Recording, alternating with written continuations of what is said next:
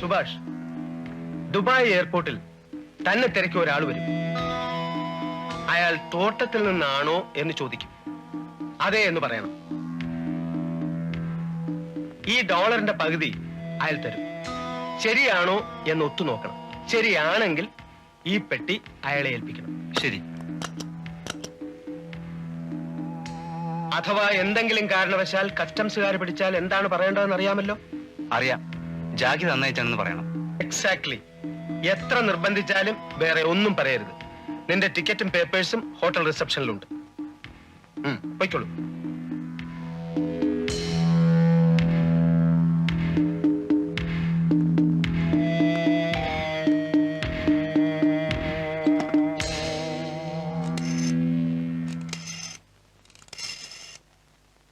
Special branch narcotic squad ചെയ്യാണോ?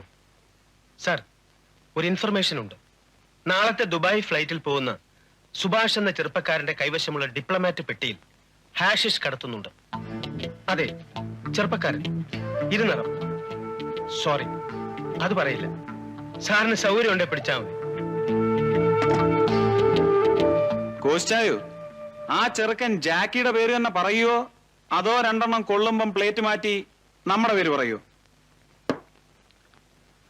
കോശിച്ചായനെ കുറിച്ച് ശേഖരൻകുട്ടി എന്താ വിചാരിച്ചിരിക്കുന്നത്? ജാക്കി 1 കണ്ടാൽ ഞാൻ 10 കാണുന്നവന്. നാളെ ഈ സമയത്ത് ജാക്കി ലോക്കപ്പിൽ കമ്പി എണ്ണിക്കൊണ്ടിരിക്കും.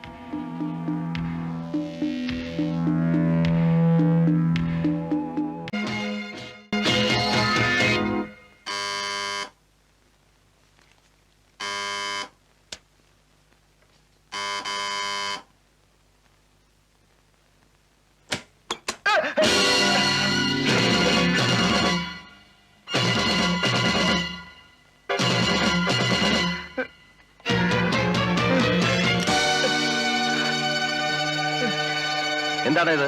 ജാക്കി എന്നതാ. ആര്? ജാക്കി എന്നതാ. ഏത് ജാക്കി?